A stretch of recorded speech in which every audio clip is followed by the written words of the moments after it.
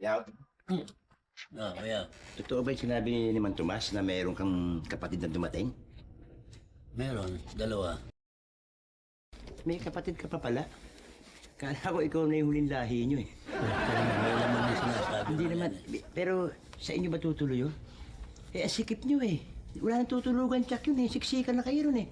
Malamang yun dito. Dito tumuloy yun sa kay Ate Ason. Si Asun nga nagyaya na dito sila matumuloy na lang. Naku naman. Yung sinasabi ko eh, mga biglang lumuluwas nang walang abi-abiso. Ba't hindi sila mag-hotel oh? Ha? Ang daming hotel dyan. Ano, wala silang pera kamukha mo. Hoy! Sino nagsabi sa iyo na wala akong pera, ha? Dumating ako dito, ang dala ko dito sa aking bag, 100,000 pesos. At lahat ng credit card sa Amerika, dala ko. Alam, mamatay mo kung sasabihin mo sa amin na wala kaming pera. Mayaman kami. Teka. Ikaw naman.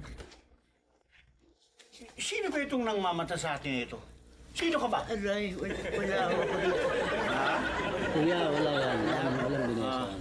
O kasi dadadada mo eh. Ano, kukwento lang ko eh. Halika nga dito.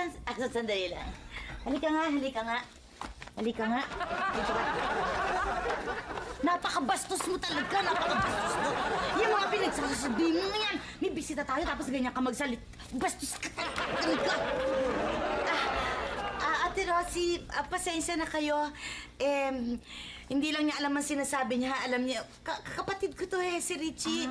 Kapatid ko sa labas daw. May topak. Kaya hindi niya alam ang sinasabi niya. Di ba may topak ko? Hindi ba? May topak ako. Kaya siguro ang mabuti sa hotel na lang tayo tumira. Mabuti pa. Total naman, mayroon naman tayong dalang pera, so why worry? Ate Rosie, wag po. Wag kayong umalis. Dito kayo tumira. Welcome kayo dito.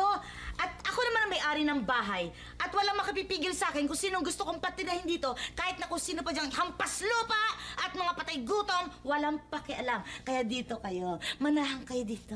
You're welcome. Bayaw. We're welcome. Ay, yayaman pala ng kapatid mo.